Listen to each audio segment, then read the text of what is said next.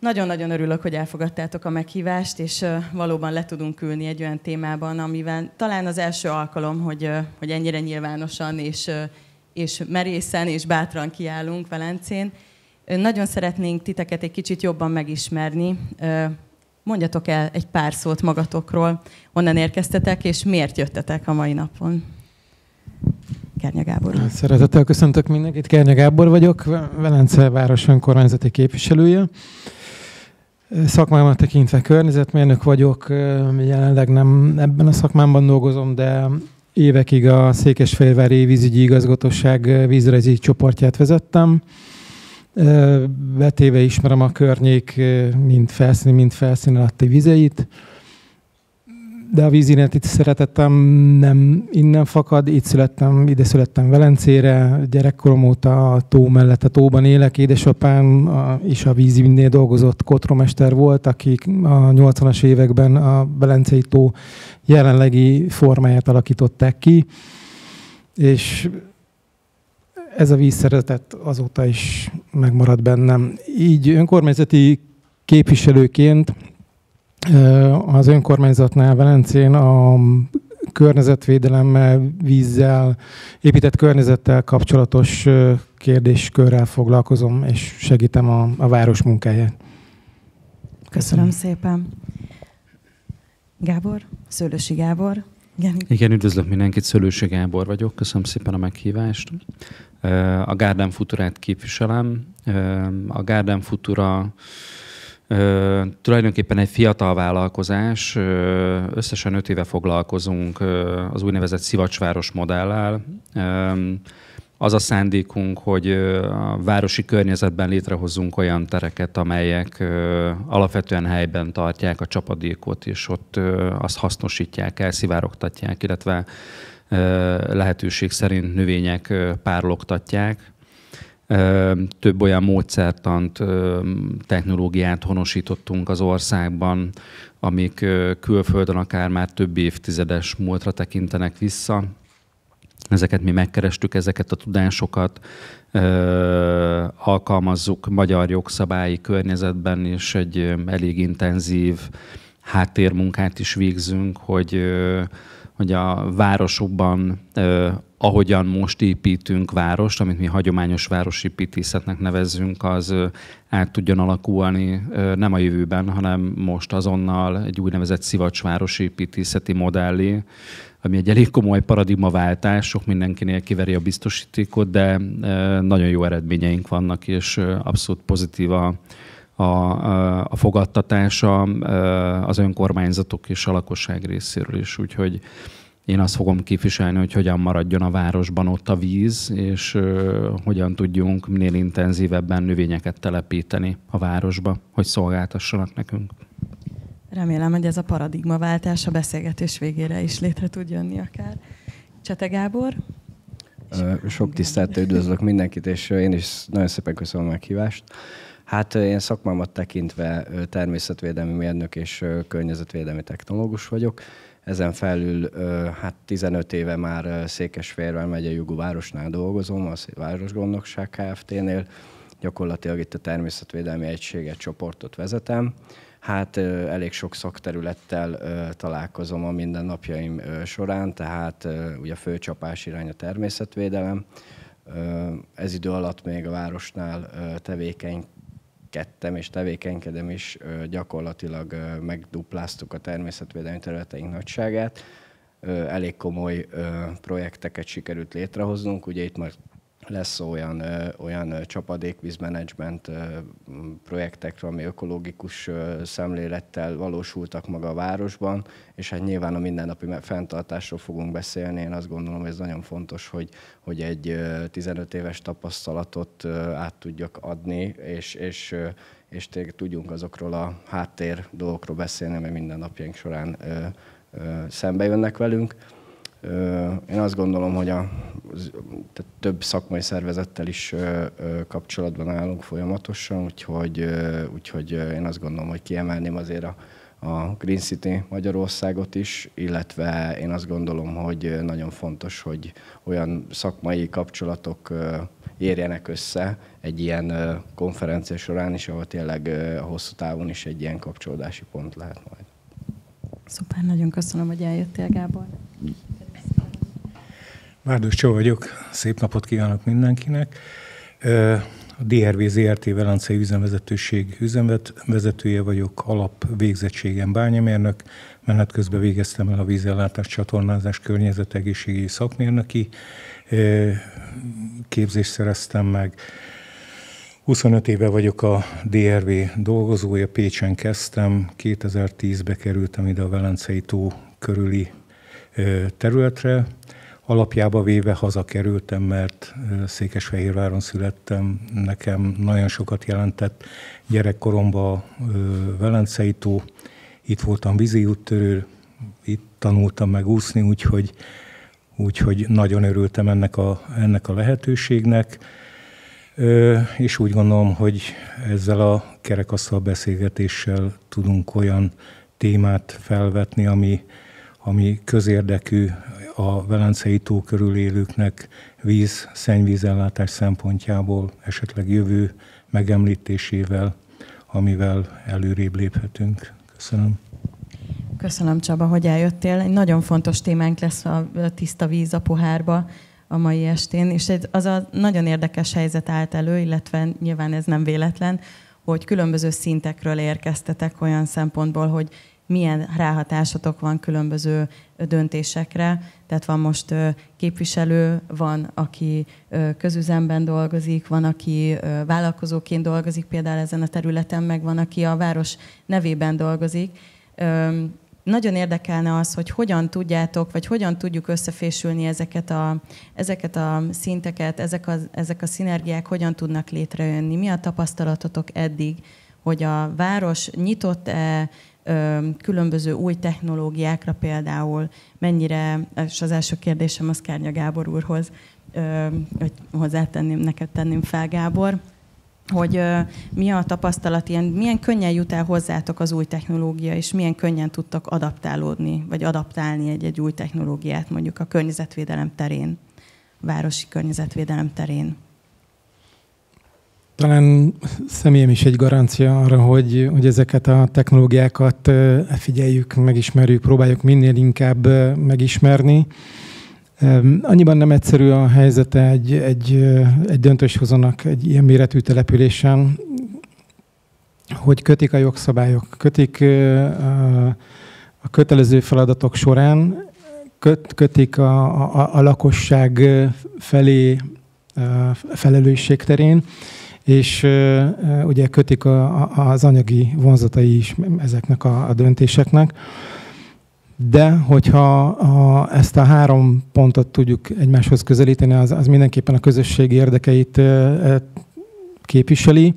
Itt Velencén elsősorban a zöld felület gazdálkodással próbáltunk meg minél inkább előrelépni. Évekig Velencén a növényzetre úgy gondoltak, mint egy dekoratív, egy díszítő elem, ugye a turizmusból él a település jó részt. De közöttünk van a klímaváltozás, ezt már mindenki a saját bőrén érzékeli, egyre inkább szélsőségesebb hőmérsékleti viszonyok között kell élnünk, egyre inkább változik a csapadékoknak a területi és időbeli eloszlása, és mi úgy gondoltuk annak idején, hogy belekezdünk egy hosszú távú és széleskörű fatelepítési programba a településen, mert úgy gondoljuk, hogy modellezve mondjuk egy erdőt, maga a növényzet önmagában képes a vízzel, a csapadékkal, a klímával, a hőmérséklettel kapcsolatban rengeteg problémát megoldani. Gondoljunk csak arra, hogy egy erdőben több 10 mm-nyi csapadéknak kell leesnie, mire a talajszintet eléri az eső. Nagyon sokszor mi magunk is egy fal alá menekülünk be az eső elől, és még csak vízesek sem leszünk az első néhány percben. Ezen a gondolaton tovább menve ugyanezt történik a településen belül is. A csapadék, a lombozaton keresztül minden hosszabb ideig tartózkodik az adott területen. Egyéb technológiák, amik segítenék a várost abban, hogy itt tudjuk tartani a vizet, megfelelően tudjuk tartani a vizet, ebben is nagyon sokat gondolkodunk. Elsősorban a szabályozás terén tudtunk sokat előrelépni. Próbáljuk visszafogni a településen a lebetonozott, beépített felületeknek a nagyságát, mert ez is nagyon fontos, hogy olyan arányú zöld felület legyen a településen, ami elősegíti azt, hogy a csapadék itt maradjon. A szabályozás terén, köszönöm. A szabályozás terén azt hiszem, hogy Gábornak is a Garden Futurával nagyon sok tapasztalata van. A Szivacsváros 3.0-ról tudsz-e nekünk egy pár mondatot mondani, itt kapcsolódva a közüzemekhez és az egyéb városi infrastruktúrához, amit ugye Gábor is említett, hogy hogyan tudjuk azt kivételezni, hogy mondjuk egy épített környezetből zöld felület legyen újra. De mindjárt válaszolok a kérdésre, jó? Csak még az előzőre hadd térjek már vissza egy pillanatra, mert így ugye ahogy most várost építünk, mindenki ismeri a szerepét. Tudja egy településrendező, egy útépítő, egy építész, egy tájépítész, föl vannak osztva a szerepek, és hogy mindenki a maga világában tervezi, építi, megrendeli azt, amit megszokott. És amit történt az elmúlt évtizedekben, hogy tulajdonképpen kiderült, hogy ez a rendszer nem elég arra, hogy önmagában elég jó életminőséget biztosítson a lakosoknak, mert van egy csomó civilizációs vívmányunk a városban, de közben nem jutunk elég tiszta vízhez, szennyezett a levegő, alapvetően a talajok leromlanak a városban, telepakoltuk mindenféle infrastruktúrával a teret, ami ezt a hagyományos romantikus elképzelést, hogy akkor fogok egy fát és elültetem a zöldbe, és hát talaj, hát ott majd biztos jól érzi magát, ez egyszerűen nem működik.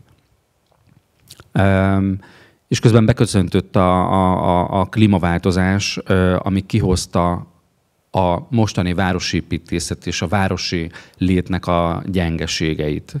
Annyira, hogy bizonyos városnegyedek nagyvárosban gyakorlatilag élhetetlenné válnak, ki is ürülnek. Hétvégén nem nagyon látni embereket egy belvárosi területen,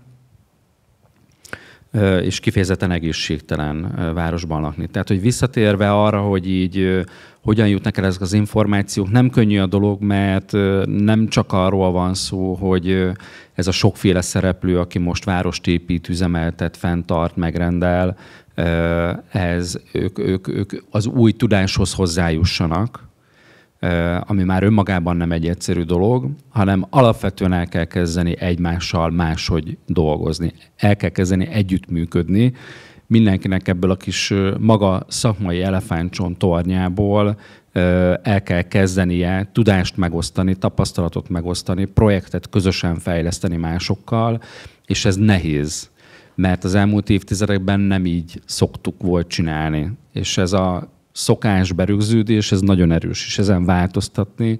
Igazából a paradigmaváltás az a szokásaink megváltoztatásában van, hogy képesek és hajlandóak legyünk, ez a sokféle szereplő, leülni egymás mellé.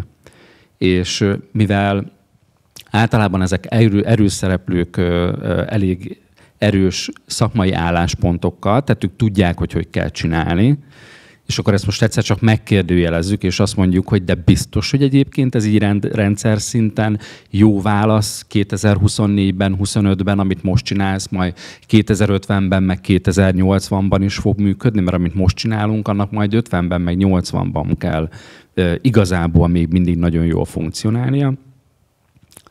Szóval neki kell kezdeni egy ilyen munkának, és az, ami ezt át tudja hidalni, ezt a sokféle gondolkodást, ez egy újfajta értékszemlélet. Mert az értékszemlélet mentén különböző gondolkodású emberek képesek is, úgy már tudnak együtt dolgozni. És ugye, akkor, amikor mi elmegyünk egy önkormányzathoz, és akkor arról beszélünk, hogy van egy Stockholm faültetési rendszer, és akkor annak van egy ilyen 3.0-ás változata, akkor igazából nagyon sokáig nem is erről beszélünk, hanem igazából próbáljuk egy közös értékszemléletre hozni a szereplőket, aminek tulajdonképpen az a lényege, hogy megváltozik a város és a lakos. Tehát a városnak az infrastrukturális felépítése és a lakosok kapcsolata meg kell, hogy változzon, és már nem az a vívmány, hogy hány burkolt út van, meg hány kilométer járda, meg milyen alapinfrastruktúrák, ezek alapvetően már kiépültek, hanem az, hogy ezekben hogyan tudjuk a természetet úgy visszacsempészni, hogy az működőképes is maradjon, tehát amit elültetünk konkrétan az életben maradjon, és elkezdeni tudni olyan minőségben szolgáltatni, hogy meg tudja változtatni a város működését mondjuk klímaadaptációs vagy klímavédelmi szempontból. Köszönöm, mind a 2 kérdésre válaszoltál most. Oké. Köszönöm. Gábor, a te tapasztalatod együttműködés terén? Hát a Gábor az nagyon jól összefoglalta, amit én is szerettem volna felvezetni ennek kapcsán. Felvillantanék egy-két ilyen idézőjeles technológiát, amit az elmúlt években hallhattunk nagyon sok helyen, tehát hogy most tényleg egyszerűbb dolgokról beszélünk, nem a szivacsváros. Mélegelő esetleg, de nagyon sok mindenki hallott ugye a mélegelőkről. Aztán ugye városi erdők telepítése, vagy éppen, hogyha arról beszélünk, hogy mondjuk madárbarát programok, stb. Ahogy a Gábor említette, ugye a legfontosabb feladatunk az, hogy élhetővé tegyünk egy várost, és nem csak magunk számára, hanem tehát annak az ökoszisztémának, ami a városban is létezik, és mi is a részei vagyunk, gyakorlatilag újra helyet teremtsünk. Ugye a városi szövetben, tényleg egy ilyen komoly urbanista környezetben, ahol élünk gyakorlatilag, ott egyre jobban háttérbe szorultak ezek a természetes viszonyok, és az idei szakmai napoknak, ami a szakmai szervezeteknek egy elég komoly konferenciája, ott gyakorlatilag egy igen komoly motto volt az, hogy az embereknek és mi magunknak is a biofóbiáját kell újra egy kicsit biofília irányba terelni. Tehát egy komoly ökológiai fordulatnak kell most már bekövetkezni, mert egyszerűen nem jó, amit csinálunk. És itt most nem csak a térkörről beszélünk, vagy arról, hogy a vízmegtartást hogyan tudunk megcsinálni egy városban, hanem tényleg hogyan tudjunk visszaadoptálódni a természethez, hogyan tudjuk beengedni a kertjeinkbe, az erkélyre, vagy bárhova a természetet. Hogyan tudjuk azokat az ökoszisztéma szolgáltatásokat kihasználni és élvezni, amiket a természet ad nekünk. És tényleg, ha csak a fákról beszélünk, akkor több tucatnyi olyan tulajdonságról beszélünk, amit egy fa ad nekünk. És tényleg azt gondolom, hogy azért vannak ezek a konferenciák is, és ahol a Gábor említette, ahol találkoznak ezek a szakmai szereplők, és itt igenis tanulunk egymástól, igenis rengeteg dolgot megvitatunk konstruktívan, és tényleg mögé nézünk a dolgainknak, és tényleg akkor tudunk tényleg lépésről lépésre előre haladni. Tehát tényleg mi is tudjuk sokszor, hogy mi a jó, mi a nem jó, viszont egy csomó dolog csak úgy lesz igazán összetett, és akkor fogjuk igazán látni, hogy működik, hogyha mi magunk elkezdjük csinálni, és tanulunk a hibáinkból. És ez azt gondolom, hogy ez nem a spanyol viasz, hanem ez tényleg azok az alapvető dolgok, amit egy kicsit elfelejtettünk. Mindig azt akarjuk, hogy kicsit jobb legyen valami, mindig azt akarjuk, hogy valami változzon, és ez mindig folyamatos ellentét egy városban, tehát egy nagyvárost is, meg egy kisváros is nagyon nehéz üzemeltetni, nagyon sok szereplője van, és ezt csak akkor lehet jól csinálni, hogy kommunikálunk is ugye a társadalmi szereplőkkel. Tudja mindenki nagyon jó, hogy azért rengeteg platform létezik a mai világban, ami nem teszi egyszerűvé se a szakmának a működését, se a városüzemeltetést, stb. Én azt gondolom, hogy az a legfontosabb célunk most 2024-ben tényleg egy megyei város üzemeltetésénél, hogy minél több új technológiát alkalmazzunk, de szem előtt kell tartanunk azokat a szempontokat, hogy hogyan lehet tényleg a település élhető, fenntartható, üzemeltethető, és ez gazdasági szempontból is igaz, és akkor tényleg miből tudunk igazán profitálni. Nagyon köszönöm. Azt gondolom, hogy kiegészítetted abszolút. Tehát a technológiák és az új módszertanok bevezetésével azért mindenki találkozik valahogy, akár úton, útfélen, akár egy kerekasztal beszélgetésen, akár egy konferencián. Mit tud a DRV tenni, illetve mit tapasztalsz te, Csaba? Milyen könnyen tudtok ti adaptálódni, milyen könnyen tudjátok ti bevezetni az új technológiákat? Hát Isten igazából mi ugye közműrendszereket üzemeltetünk, és örömmel fogadunk mindenféle ilyen kezdeményezést a város részéről, vagy bármilyen részről, mert nekünk ott kerülünk ezzel kapcsolatban, csapadékvízzel kapcsolatban, amikor a vízi közműrendszerünkbe bekerül ez a csapadék.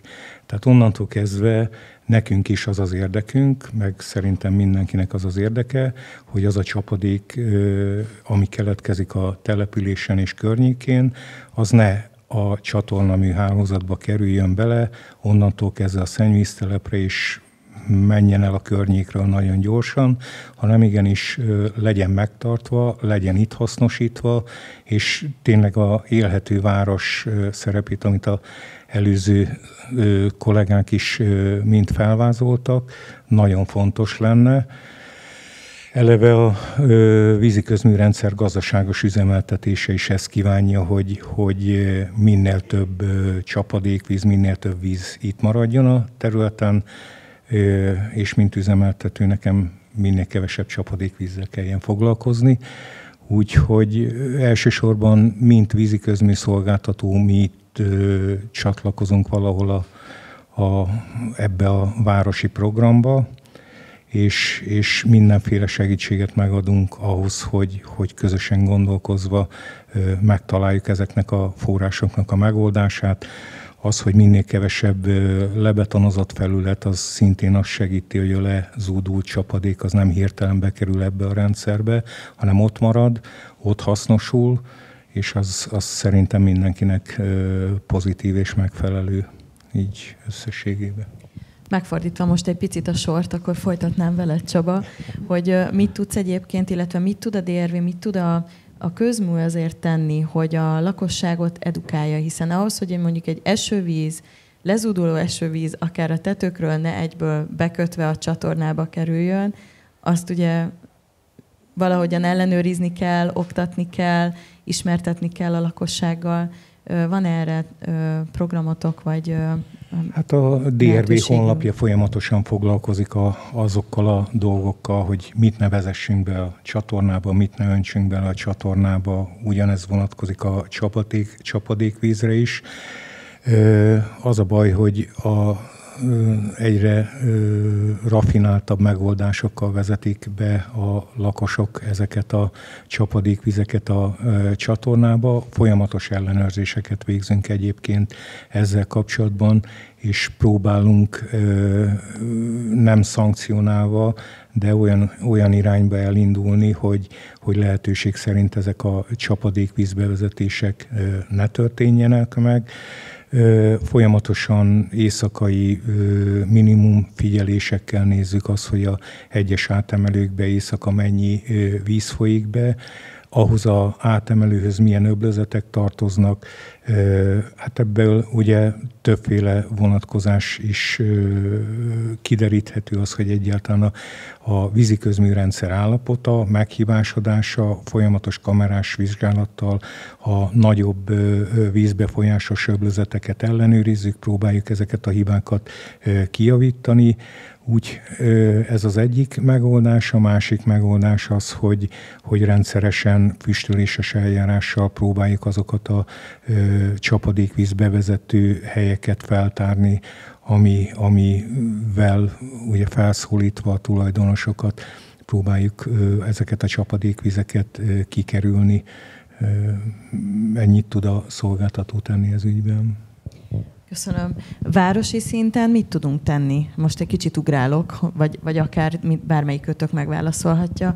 Városi szempontból, mint önkormányzat, vagy mint képviselő, vagy mint ezzel foglalkozó egység, úgymond, mit tudunk tenni annak érdekében, hogy jobban odafigyeljenek erre az emberek? Van esetleg bevált módszeretek, Gábor, hogy ez Fehérváron például hogy történik?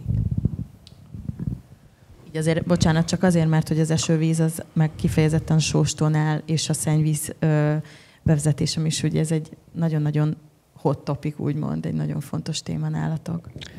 Azt gondolom, hogy maga az esővíznek a gyűjtése, hasznosítása, felfogása, az tényleg a 2022-es év nyarán én azt gondolom, hogy abszolút előtérbe helyeződött, tehát ott megmutatta a klímaváltozása maga erejét.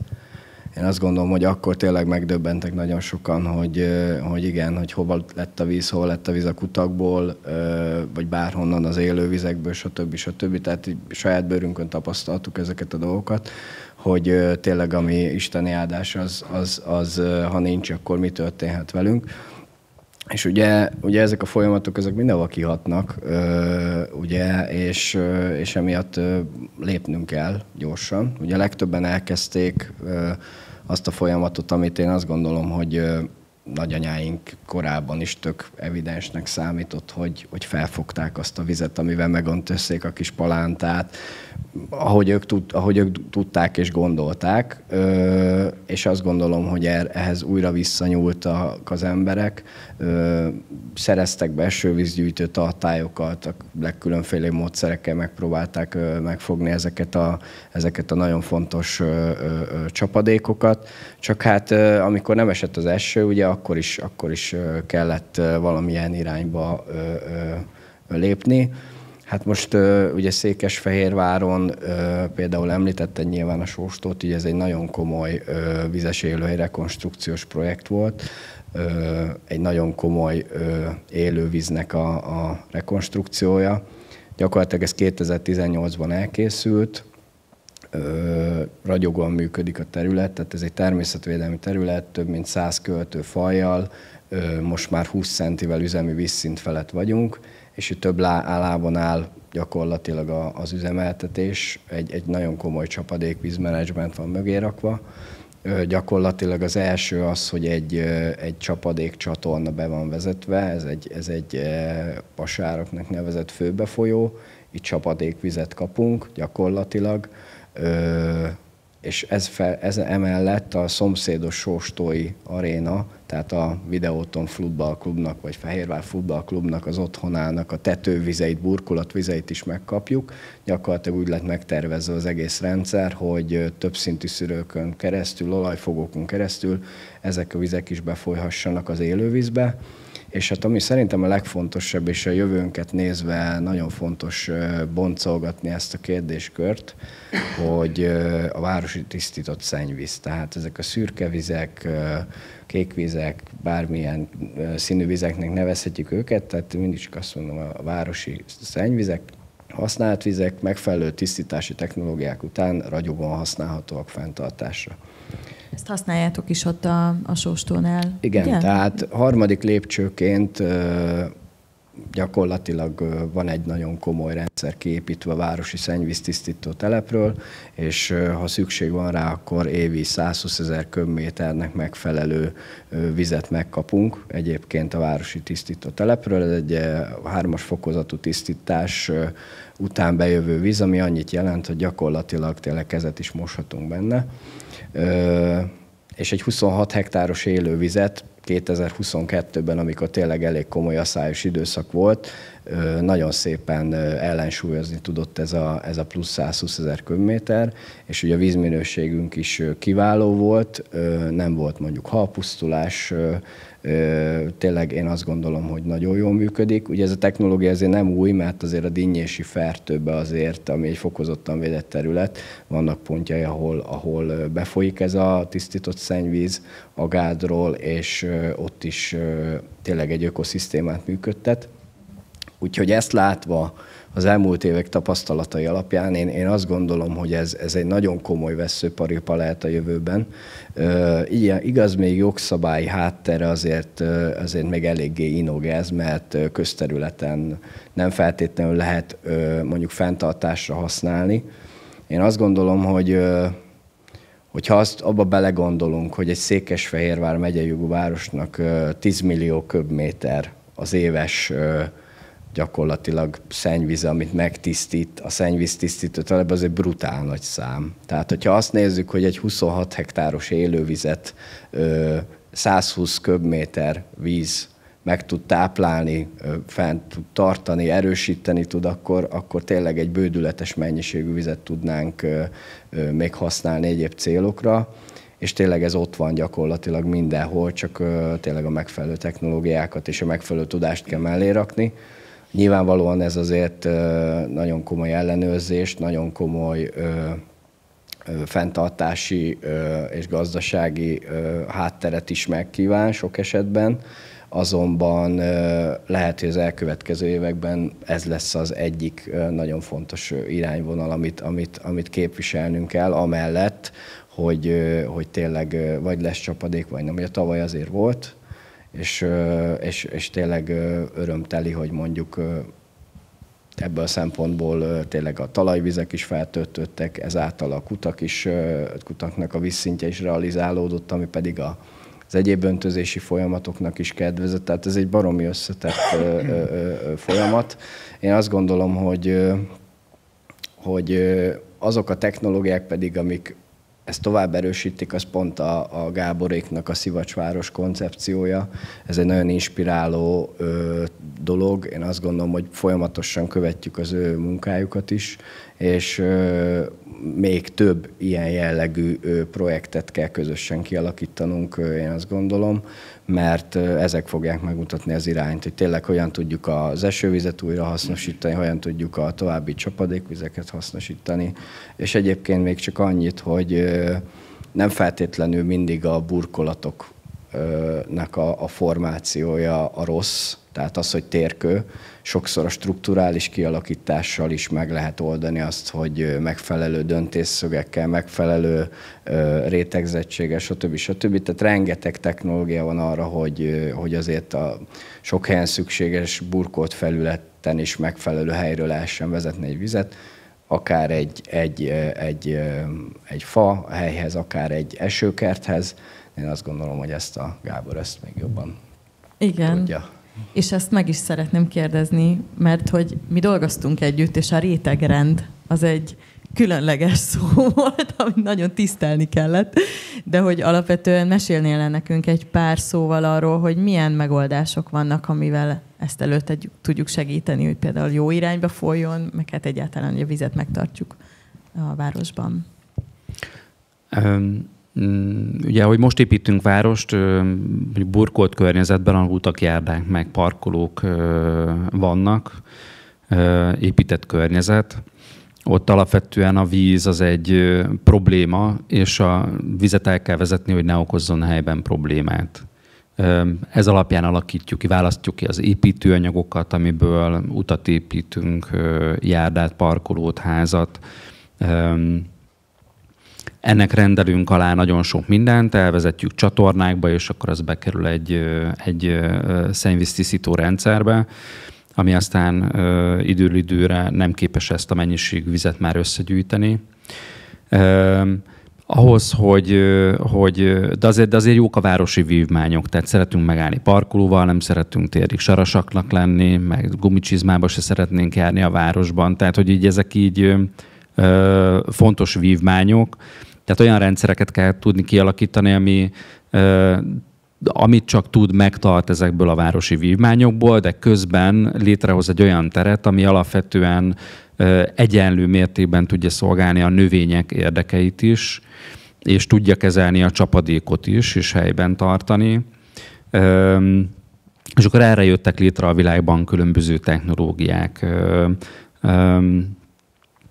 városi burkolt környezetben tulajdonképpen az egyetlen, ami igazán jól működik, és alkalmas városépítészetre, vízmegtartásra, vagy vízbefogadásra, meg növényi élettérre is, tehát minőségi növényi élettérre, ez az úgynevezett Stockholm faültetési rendszer, ami egy komplex zöld-kék-szürke infrastrukturális rendszer. Most építünk zöld infrastruktúrát, ahol a fa van, építünk kék infrastruktúrát, ahol mondjuk a csapadékot kezeljük, és van egy szürke infrastruktúránk, amiben ezt csövek vannak, meg út, és ennek mindegyik külön helye van. És ezekben a komplex rendszerekben ezek egyszer csak így egybeolvadnak, és elkezdenek együtt közösen dolgozni, problémákat, feladatokat megoldani, úgy, hogy egyszerre szolgálja a várost is, meg a növényt is, meg a csapadékot is. Valóban egyébként, tehát hogy a stockholmiak ezen gondolkodtak el, hogy hogyan lehet mind a hármat jól kiszolgálni egyszerre, és elkezdtek tesztelni alternatív építési módokat, alternatív útépítési módokat, alternatív speciális ültetőközegeket, amiben mondjuk alkalmasak a csapadék befogadása is, meg a fák hosszú életének a biztosítására is. És akkor ebből kialakult egy jól megfogalmazható rendszer, egy építési technológia, ez a bizonyos SFR, amiben most már ott tartunk, hogy mondjuk van egy utca, úttal, járdával, parkolóval, látható felülről, látható zöld felettel, és az utca az átalakul kompletten teljes föld alatti szerkezetében, útszerkezettől kezdve, járda szerkezeten át, a fáknak az életterén át egy nagy vízbefogadó közeggé, ami az utcába, a tetőre, járdára, útra, parkolóra leesik víz, az mind ott marad, és meghatározott liter per perc vagy liter per szekundum per hektár mennyiségben, ami ott nem tud helyben elszikkasztódni, azt kiadja az utca mondjuk egy közcsatorna rendszerre, és akkor így tudja a közcsatornának a túlterheltségét, meg a befogadó kapacitásainak a korlátait ellensúlyozni, úgy, hogy azért alapvetően nagyon sok problémát megoldott az utcában, és az utca életét jelentősen megnövel. Egy olyan utcában, amit így építenek, az éves átlagos hőmérséklet az 5 fokkal alacsonyabb, mint egy hagyományos építészetű utcában, ami az elég drámai. Itt tudunk olyan fákat telepíteni. Most a városokban a fák átlagos életkora az 25-27 év. Tehát amint most itt országos fatelepítési programban elültetnek fát, és ennek a körülbelül a 30%-a egy éven belül kipusztul, egy harmada, és a maradék 60%-nak az átlag életkora az 25 év.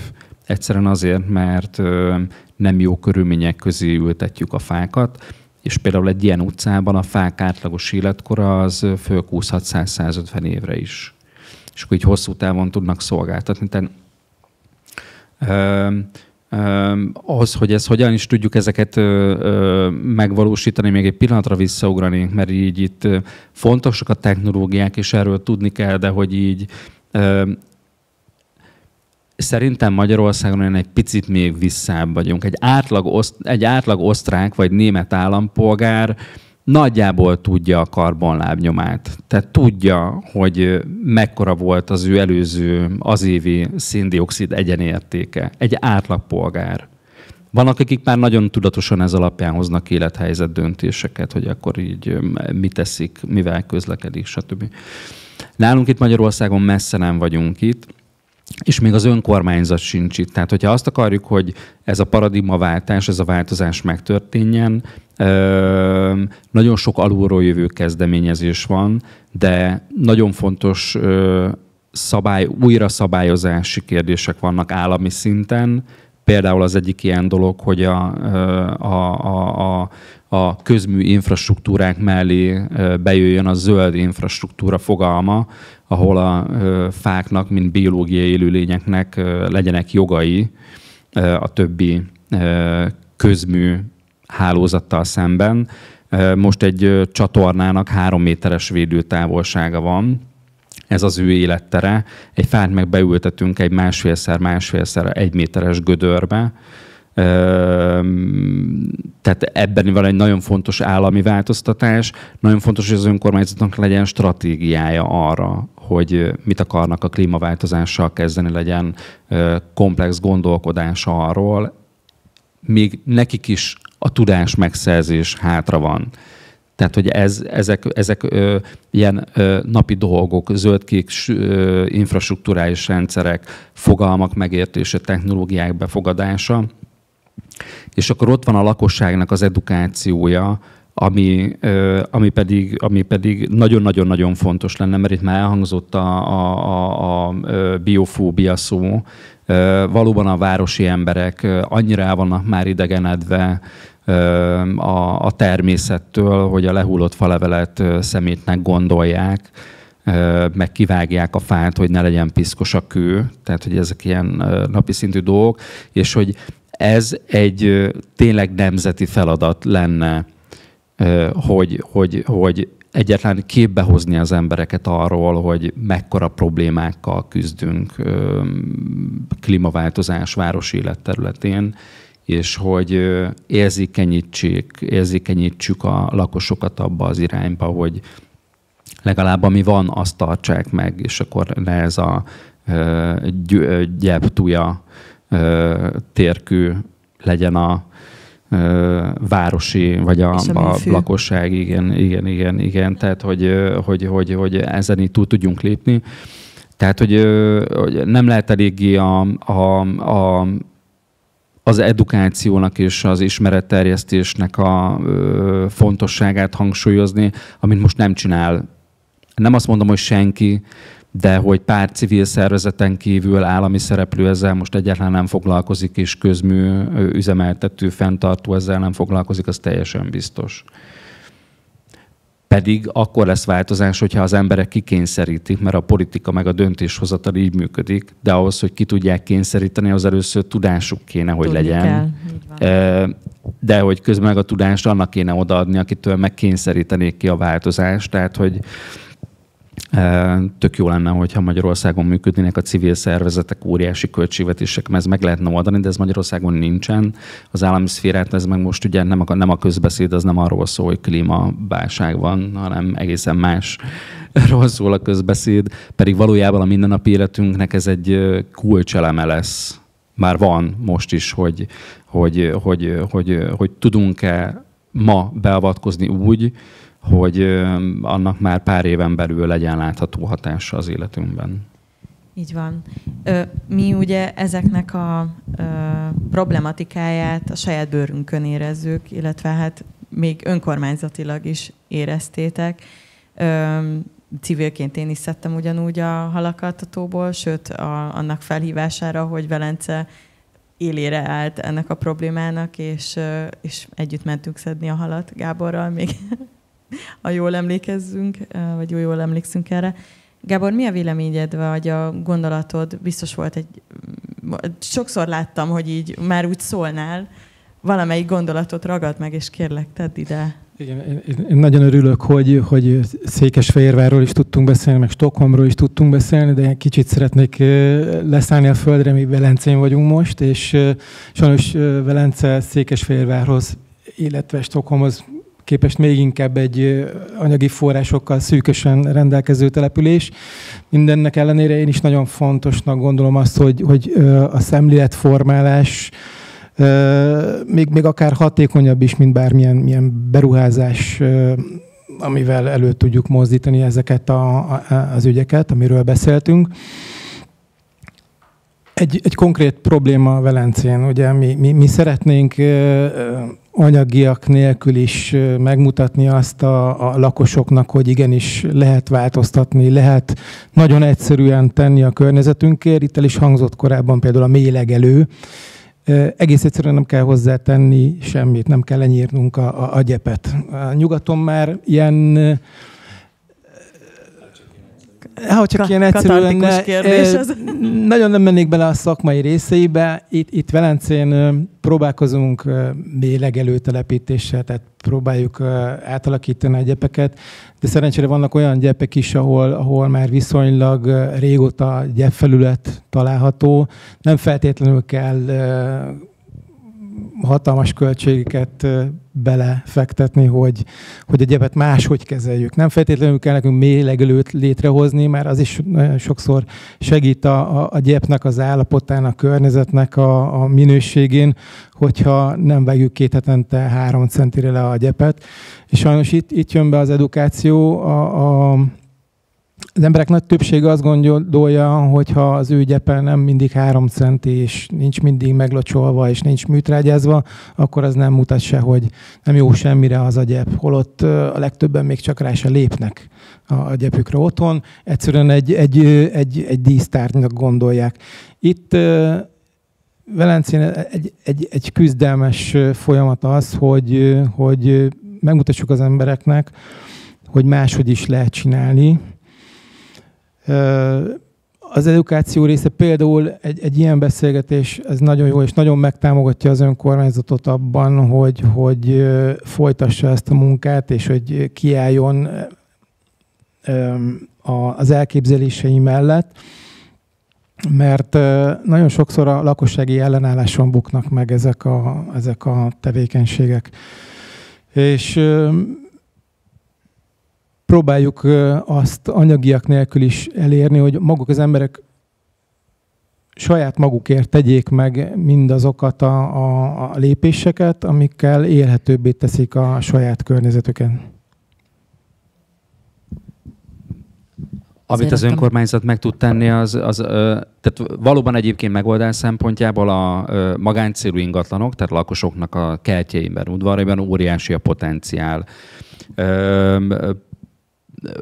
Az új zöld infrastruktúra rendelet kapcsán kijön majd egy úgynevezett zöldfelületi tanúsítvány, ami pont azt szeretné majd elérni, hogy ha egy házra tudunk energetikai tanúsítványt kiadni, és az helyi építési szabályzat megmondhatja, hogy milyen kerítésed lehet, hány méterre lehet tőle a homlokzattól, milyen magas lehet az épületed, milyen építőanyagokat használhatsz. Tehát egy csomó mindenbe beleszólunk most önkormányzati, határozati szinten, hogy hogyan nézzen ki az élettér, ugyanígy bele lehet szólni a zöld felületbe is, és azt lehet mondani, hogyha mondjuk ennek a városnak van egy zöld folyosója, és a te telked ebbe kerül, akkor igen, ott neked minimum négyzetméterenként XY mennyiségű fát el kell ültetned, és létre kell hoznod, be kell szállnod.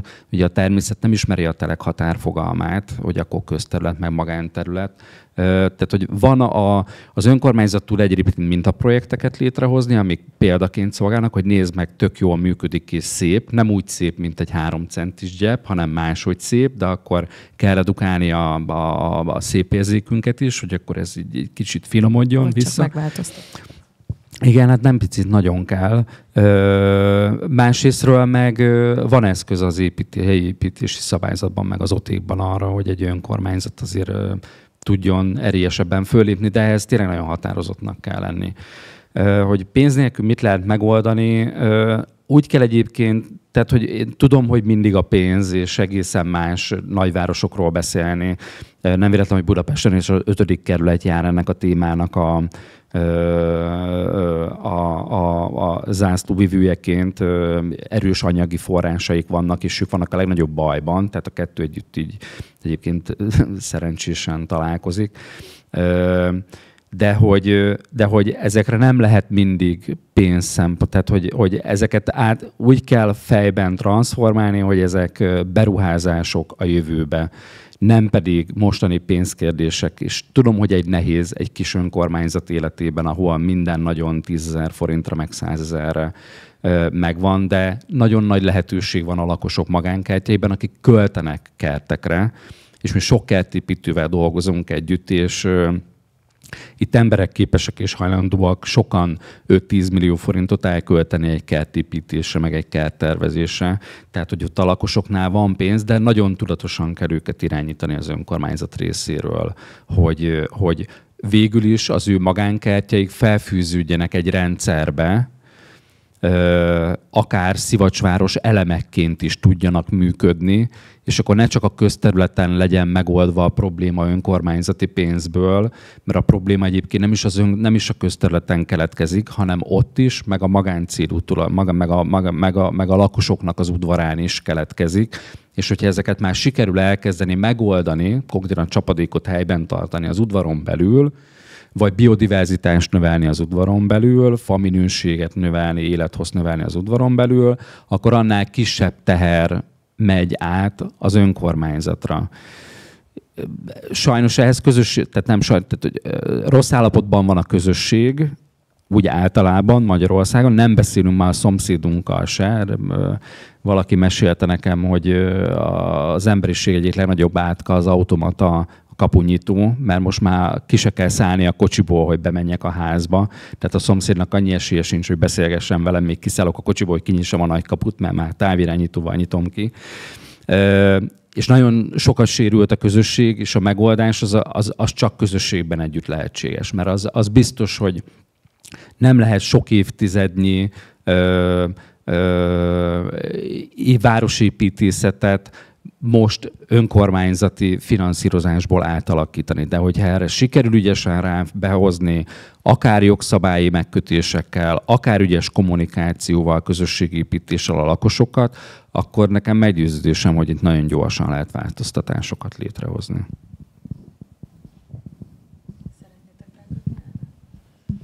Egyetértek. Egyébként ez egy nagyon érdekes dolog, mert abszolút a kerti erőforrásokra, magánemberek zöld felületeire szerintem nem is gondoltunk eddig, vagy legalábbis én nem gondoltam eddig, hogy olyan szinten szólítsuk meg őket, hogy ők ebben az egész programban társak legyenek, mert gondolunk arra, hogy gyűjtsük az esővizet, persze, gyűjtünk szelektív szemetet, esővizet, már mindent is gyűjtünk gyakorlatilag, de biodiverzitást nem gyűjtünk, bogarakat nem gyűjtünk, növényeket nem gyűjtünk, úgyhogy ezt egy kollektív városi feladatként tennénk, úgyhogy itt a lehetőség. Alapvetően én egyetértek, amit a Gáborok mondtak. Alapvetően. Gáborok egyetértés. Igen, tehát nagyon fontos, ahogy tehát a civil szervezetek magyarországi működése az tényleg azért egy kicsit most háttérbe szorult, tehát nyilván tisztelet a kivételnek. Azt gondolom, hogy nagyon fontos. Tehát, hogy tényleg bizonyos programokon, akár egy ilyen fesztiválon, vagy bárhol össze tudja hozni az embereket, és közösen tudjanak beszélgetni, nem a jól ismert platformokon keresztül, ahol a második szónál már körülbelül pokolra kívánjuk a másikat. Azt gondolom, hogy ez nem elrontotta az emberi kapcsolatokat, és magát a társadalmat is. És vissza kell térnünk kicsit abba az irányba, hogy ezeket a nem technológiákat ne a technológiákról beszélgessünk, hanem tényleg arról beszélgessünk, hogy gyere már ki, és akkor tényleg beszéljük meg azt, hogy hogyan tudjuk megoldani a közös vízelvezetést a kertben, vagy figyelj, ne vedd már meg az olasz alapanyagot, most csak mondtam valamit a kertedbe, amit nem itt nevelődött fel, hanem a Mediterránumban, és hanem inkább használd a hazai alapanyagot, vagy miért kéne szelektíven gyűjtened, miért kellene tényleg 5 centire hagyni a füvet, és nem, stb. Ez mind azért van, mert egyszerűen tényleg ezek a kapcsolatrendszerek totálisan megszűntek. Tehát nyilván működnek kicsibe, de nagyon-nagyon hiányozna az, hogy még több összefogást legyen. Azt lehet látni, azért vannak ugye ezek a teszed akciók, hulladékgyűjtés, itt nagyon jó tényleg, én azt gondolom Velencén is, már beszéltük a Gáborral, hogy csapadékvíz csatornatisztítás,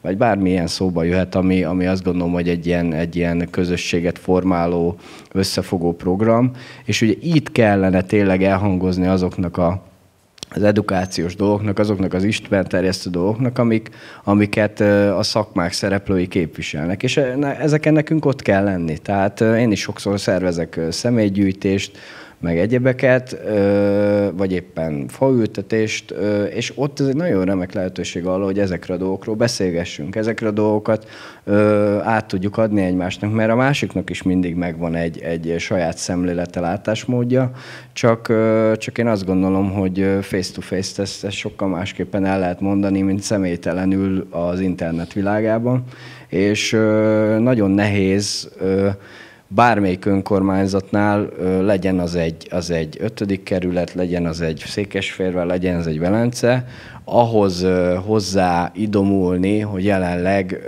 hogyan működik ez a rendszer. Tehát most elmentünk egy kicsit nyilván más irányba, nem arról beszélgettünk, hogy maga a víz, de ez az egész tehát emögött van.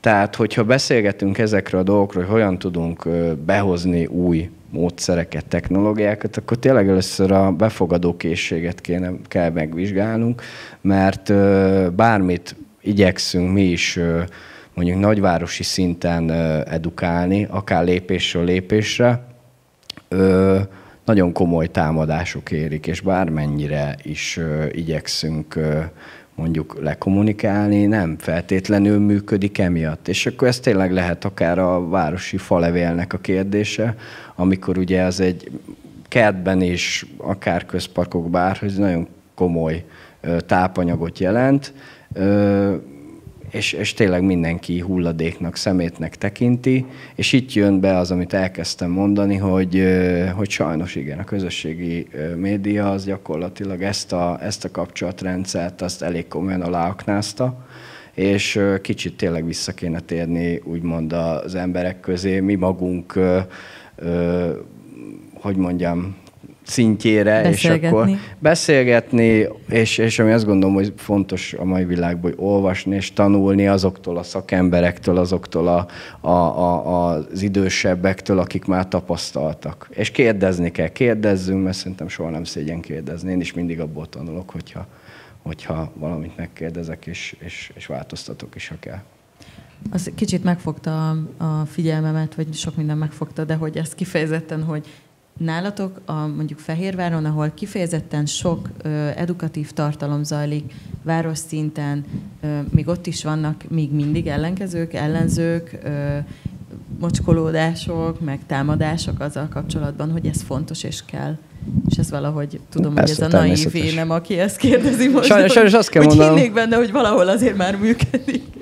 Sajnos azt kell mondanom, hogy természetes, tehát ez van és lesz is, tehát azért egy ekkora megyei jogú városban azért ez nagyon sok szinten jelentkezhet. Én azt gondolom, amit csinálunk, és jó irányba próbáljuk csinálni, nyilván rengeteg támogatója van ennek a dolognak, és tényleg rengetegen mellénk állnak a programjaink kapcsán, és ott tényleg tudunk beszélgetni, tényleg tudunk információt átadni. Én azt gondolom, hogy a városvezetés is erre törekszik, hogy igyekezzen megfelelően kommunikálni, és megfelelő irányban elvinni ezt az egész rendszert. Nagyon nehéz dolgunk van, és most tényleg ez nem politikai hozzáállástól vagy függ, vagy tényleg az, hogy ki milyen zászló alatt, vagy milyen nációhoz tartozik. Itt tényleg az a fontos, hogyha erről beszélünk, hogy akár klímaváltozás, akár ökológiai fordulat, akkor itt ezzel ellen közösen kell tennünk, mert ez tényleg egy olyan kérdés lesz az elkövetkező években, hogy utána akkor tényleg csak nézegethetünk egymásra, hogy hát ugye hogy megmondtam én, Józsi, hogy ez lesz, aztán közben meg lett volna lehetőség, hogy tegyünk érte. És mondom, egy kicsit visszatérve a vízre, 2022-ben már nagyon sok helyen, Pest megyében is, meg az országban volt víztilalom. Tehát, hogy azért ezt gondoljuk végig, hogy ez mennyire komoly egy történet, hogyha azt mondják nekünk, hogy hello, mondjuk 2 nap múlva nem lesz vized mondjuk fél napon keresztül, úgyhogy gondold át ezt a történetet. Úgyhogy Csaba ezt a saját bőrén tapasztalja. Azt hiszem, hogy nagyon most bólogatott ehhez. Mit tudtok ti tenni egyébként? Tehát, hogy a víz ügye Velencén, illetve a Velencei tó környékén az egyébként is egy ilyen eléggé indulatgerjesztő téma. akár van valahol egy csőtörés, vagy most így akár a megnövekedett infrastruktúra igény miatt, hogy milyen sokan költöztek ide, mit tapasztalsz, illetve mit tapasztaltok? Hát még a Gáborok szólalásához szeretnék hozzátenni egy-két dolgot. Jó, saját tapasztalatomat is ide téve. Én úgy gondolom, hogy tényleg hatalmas nagy potenciál van a lakosságban. Az, hogy tényleg a saját környezetéből egy élhető környezetet tudjon kihozni.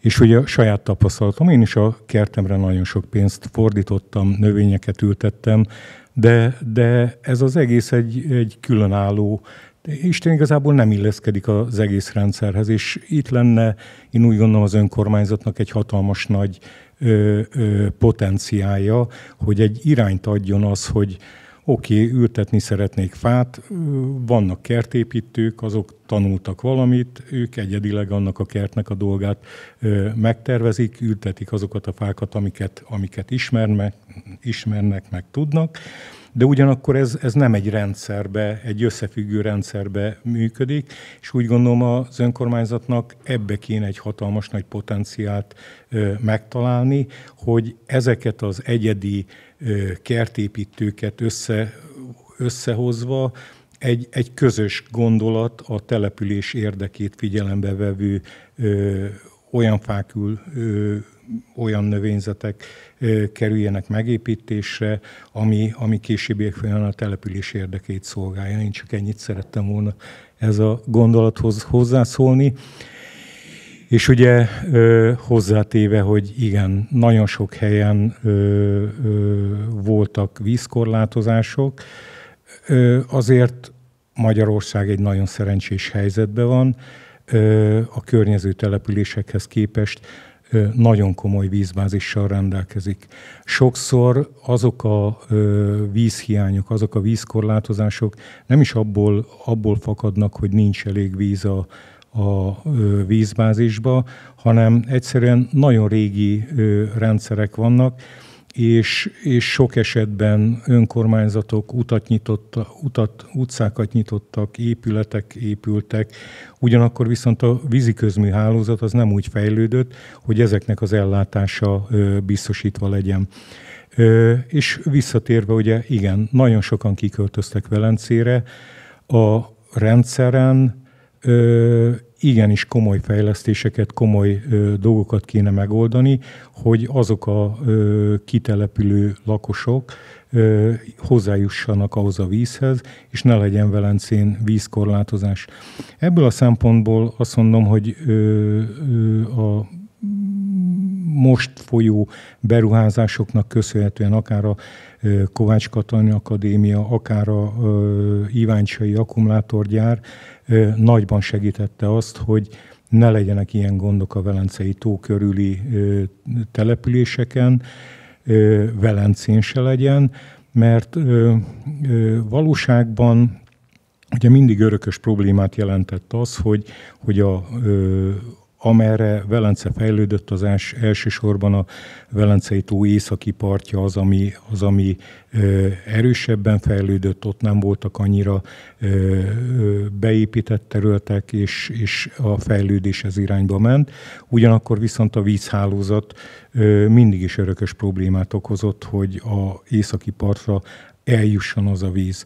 A Kovács Katalin Akadémiának a beruházása elősegítette azt, hogy összességében a távlati vízellátás szempontjából lehessen figyelembe venni egyrészt a Kovács Katalin Akadémiának a vízellátás igényét, illetve a Velence fejlődésének lehetőségét, és ennek a beruházás eredményeképpen épül meg a korzónál az a nyomásfokozó, ami biztosítja, úgy gondolom, hogy hosszabb távon a Velence tó északi partján kialakuló városrésznek is a hosszabb távú vízellátását. És ugye a Kovács Katalin Akadémiához nem csak víz szempontjából lesz beruházás, hanem szennyvízvonalon is. Tehát az ide többletvizet juttatva a többlet-szennyvíz is jelentkezik, és ennek az elvezetéséről is gondoskodni kell. Illetve a távlati elgondolás az, hogy itt olyan EFOT-tal összefüggő szálláshelyek és későbbi, nem is az EFOT a lényeg, hanem egy későbbi olyan kialakuló oktatási központ alakuljon ki, ami több ezer fiatalnak a szállását fogja megoldani. Ez szintén többletvizet, többletszennvizet fog jelenteni, és ez a beruházás ez fog segíteni. És hogy miben segít az akkumulátorgyár, azért több 30 milliárd fölötti beruházás indult el. Azért tudni kell az, hogy a Velencei tó vízellátása az elsősorban a Ercsi vízbázisra, a Dunamenti kutakra települ. Itt azért az összes, volt 19 darab kút, a 19 darab kút rekonstrukciója megtörtént, 8 kút még hozzá lett fúrva, a 19 000 köbméter per napos kapacitású vízbázis 30 000 köbméter per napos vízbázissá fejlődött, ami hosszabb távon azt mondom olyan garanciát tud nyújtani a Velencei tó körüli települések szempontjából, hogy nem lesz gond az, hogy vízkorlátozás nyáron honnan vesznek vizet, és ez hozzá kiépül egy olyan technológia is, ami a jelenlegi vízminőség problémát azt meg fogja oldani, és nyugodt szívvel fogyaszthatjuk azt a jó minőségi ivóvizet, ami rendelkezésre áll. Tehát akkor vannak fejlesztések, és amit valószínűleg ebből egyből le fognak szűrni, az az, hogy nem lesz barna a víz. Igen, ugye eleve, amikor a Dunaparton megépült ez a 19 kútból álló vízbázis, mindenféle technológia nélkül épült meg.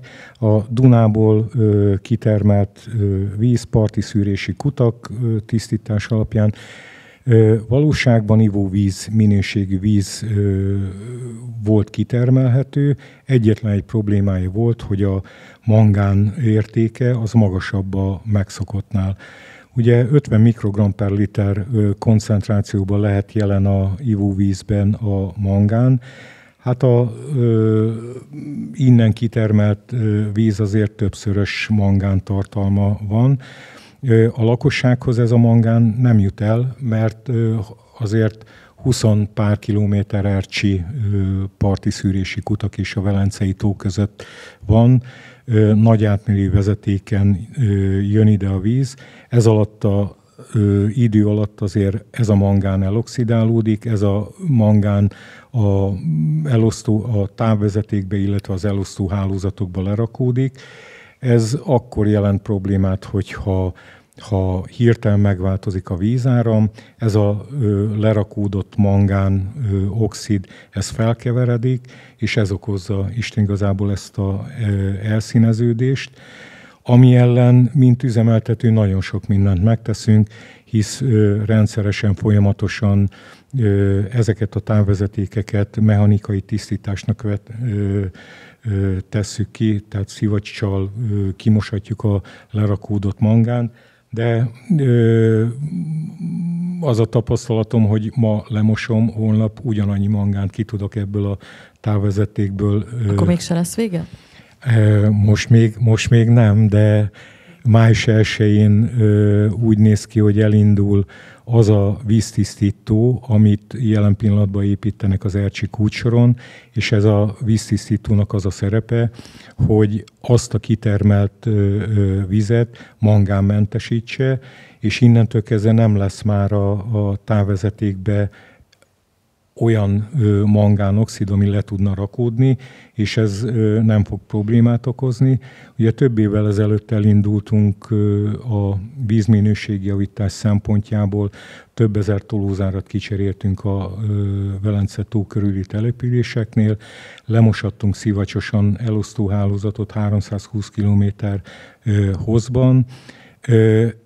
Amennyiben elindul a víztisztító, ezt a szivacsos mosatást szeretnénk folytatni. Tehát például csütörtökön is távvezetéket fogunk mosatni, és a víztisztító elindulását követően az a tervünk, hogy megvárva a szezont, ősszel a elosztóhálózat szivacsos mosatására is sor kerülne egész Velencei tó körül.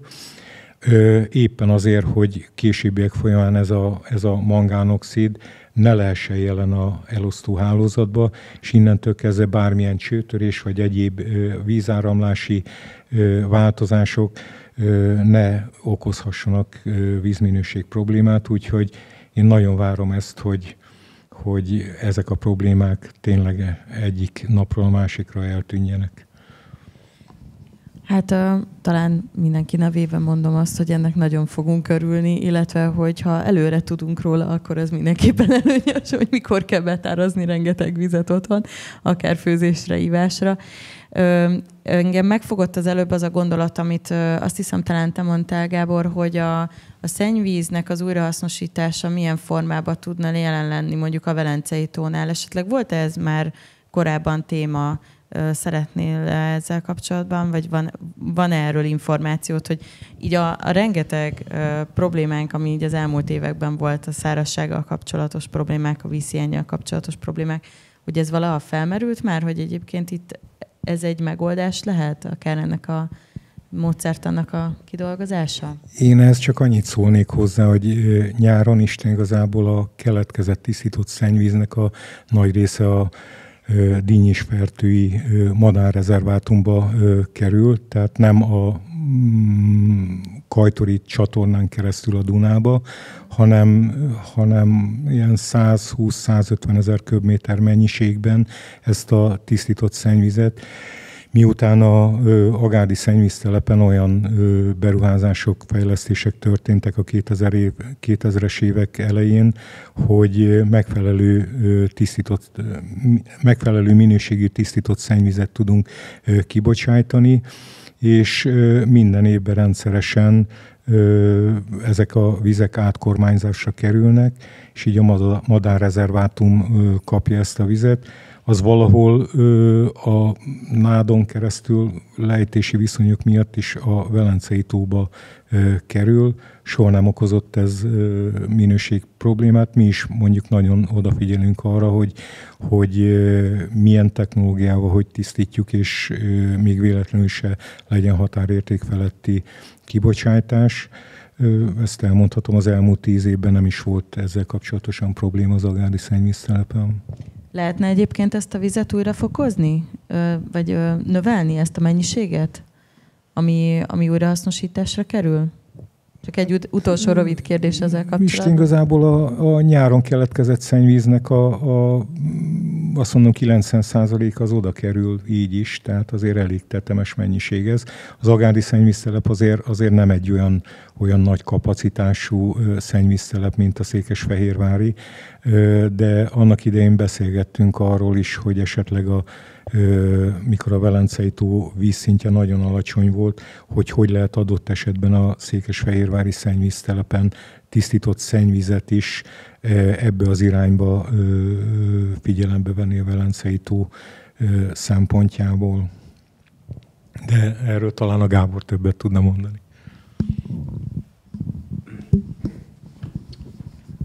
Hát ugye alapvetően, amikor elkezdtük ugye ezt boncolgatni, hogy hogyan tudjuk a Sóstó projektnél alkalmazni ezt a módszert, akkor nyilvánvalóan ugye ez egy etalonnak számított, hogy ez egy működő rendszer már. Annyi, hogy azért a Sóstói rendszerbe be van építve egy plusz dobszűrő, aminek segítségével még egy plusz fokozat elérhető, tehát egy még jobban finomított határértékek bíró vizet engedhetünk be a tóba.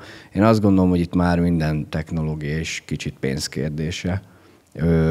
Gyakorlatilag vannak olyan afrikai országok, ahol már nagyon komoly, tehát benne a sivatagban, a Szaharában nagyon komoly zöld infrastruktúra fejlesztés ment végbe, és ott nagyban hozzájárult az, hogy használják egyrészt a tengervizet, és másrészt ezeket a szennyvizeket tényleg fenntartásra. Itt, ahogy említettem az elején, azért ennek az, hogy mondjuk mi tényleg odaálljunk a szennyvíztisztító telepre, és mondjuk feltöltjük egy 5 köbméteres autóra, és kivigyük a közparkokba, és a fiatal fákat öntözzük a tisztított szennyvízzel, aminek egyébként nagyon jók a határértékei, és nem okozhatna problémát. Ennek még jogszabály háttere nincsen. Elkezdtük ezt boncolni, de tényleg eléggé útvesztőbe tévedtünk. Én nem mondom, hogy most jelenleg ezzel a témakörrel leálltunk, de nagyon fontos tényleg egyeztetni a megfelelő szervekkel, hogy ezt tovább tudjuk vinni, mert azért ezek nagyon örömteli információk, amik most itt elhangzottak. Azonban tényleg bármikor keletkezhet egy olyan helyzet, amiről elkezdtünk beszélni, hogy azért itt a klímaváltozás azért gondol egyet, és akkor mehet mindenféle irányba, hogy nézhetjük a 2022-es nyarat, és hát ami miatt itt ülünk, hogy a szivacsváros, meg a csapadékvíz, esővíz, tehát gyakorlatilag itt azokról beszélgetünk, hogy van az ellentéte, ugye, amikor jönnek ezek a brutális hőhullámok, és utána ezek az igen szélsőséges csapadékok, jönnek a villámárvizek, és akkor ezekkel mit kezdjünk tényleg magában a városban. Látjuk azért itt Európa szinten és a nagyvárosokban, hogy milyen károkat okoznak ezek a hirtelen lezúduló csapadékok. Nem kell messzire menni, mert itt Magyarországon is rengeteg ilyen példa volt erre. Úgyhogy itt a zöld felületek, a burkolatok kialakításánál most már nagyon fontos ezeket előtérbe helyeznünk, nagyon fontos figyelembe vennünk, hogy ezek vannak és léteznek, és hirtelen lejönnek ezek a csapadékok, hol tudjuk ezeket használni. Ugye itt jönnek képbe azok a megoldások, ami tényleg egy Stockholm módszer akár, vagy éppen az esőkertek témaköre, vagy éppen tényleg csak annyi, hogyha most egy kicsit Velencére térjek ki, hogy mennyire fontos az, hogy tisztán tartsuk magát a csapadék elvezető csatornákat. Tehát nem csak amiatt, hogy mondjuk tényleg még több víz legyen egy nagyobb élővízben, hanem tényleg hogyan tudjunk megfelelő helyekre vezetni ezeket a fontos csapadékokat. És ezt nem feltétlenül kell úgy kezelni, mint mondjuk a falevelet, ahogy említettem, hanem tényleg azért ez lehet egy nagyon hasznos dolog, hogyha van egy hirtelen lezúduló csapadékunk, de csak akkor, hogyha ezt megfelelően tudjuk menedzselni. És egyébként erre is nagyon sok módszer létezik. Most Székesfehérvár 62 kilométernyi ilyen csapadékvíz csatornát tart fenn. Ennek is sok kérdésköre van. Tehát nagyon sokszor az ökológikus szempontokat felváltják tényleg az üzemeltetési szempontok is. Mert mikor pont van egy ilyen hatalmas lezúduló csapadék, akkor nagyon fontos az, hogy egy adott helyről nagyon gyorsan tovább tudjuk engedni azt a vizet, mert különben nagyon nagy problémákat tud okozni egy adott lakóövezetben. Tehát, és itt például tényleg előtérben vannak helyezve azok a jellegű burkolat kialakítások, ami tényleg azt teszi lehetővé, hogy tovább folyjon a víz. Nyilván ez nem egy ökológikus szemléletű fenntartás, viszont itt is egy kicsit ez a burkolat, nem burkolat találkozik, és nyilván vannak olyan természetközeli élővíz csatornák, olyan tényleg biodiverz helyszínek, ahol tényleg sokkal lassabb ütembe zajlódhatnak le ezek a folyamatok, és itt viszont visszaköszön nekünk az élővilág, ami egyébként ezeken a helyeken régen is élt, meg most is él, és ezeket úgymond nem ismerjük, mert a városi környezetben mit ismerünk, gyakorlatilag a kilapozott csatornákat, holott ugye nagyon komoly élővilággal rendelkeznek ezek is. Úgyhogy tényleg rendszer szemléletet kell nagyon erősen követnünk azért üzemeltetés terén, és szerintem ezért fontosak azok a tapasztalatok, amit tényleg egymástól megszerzünk, mert akkor tudunk beleállni egy ilyen helyzetbe, hogyha megvan a megfelelő tudás mellé. És mondom, tehát hogyha csak azt nézzük, hogy tényleg egy 62 kilométeres rendszer üzemeltetése az nem csak pénz feltétlenül, hanem mennyi fizikai munkaerőt kíván, mennyi eszközt kíván, és annak a karbantartása, stb. Tehát, hogy ez nagyon sok kérdéskört vett fel maga után, mert hogyha nincs ott mellé rendelve tényleg az, hogy ez folyamatosan működjön, ez a karbantartás, fenntartási folyamat, akkor megint csak, ugye, ahogy említett az előbb is, azért ezek a dolgok elég gyorsan be tudnak állni, hogyha nincs megfelelően karbantartva egy rendszer. Tehát, hogy itt tényleg a hosszú távon, hogyha behozzuk ezeket a technológiákat, akkor mellé kell rendelnünk a többit. Tehát nem csak a tudást, hanem tényleg a gazdasági, az erőforrást, a pénzügyi oldalát, mindent. A Velence szempontjából az esővíz elvezető árkok, ugye jól mondtam most, mert csapadék elvezető. Mondj nekünk erről egy pár szót, Gábor. Mi a nehézség? Örök klasszikus a lakosság körében, amikor sok a csapadék, amikor kijöntenek ezek az árkok, akkor ugye problémát okozhatnak. Akkor előtérbe kerül az, hogy nincs megfelelően karbantartás, és itt ugye a financiális problémák visszaköszönnek. Ugyanakkor itt is be lehetne vetni a lakossági potenciált, hiszen általában ezek magán ingatlanok előtt vannak ezek az árkok, akár úgy is tekinthetnénk rájuk, mint egy a klímaváltozáshoz való alkalmazkodás egyik eszköze.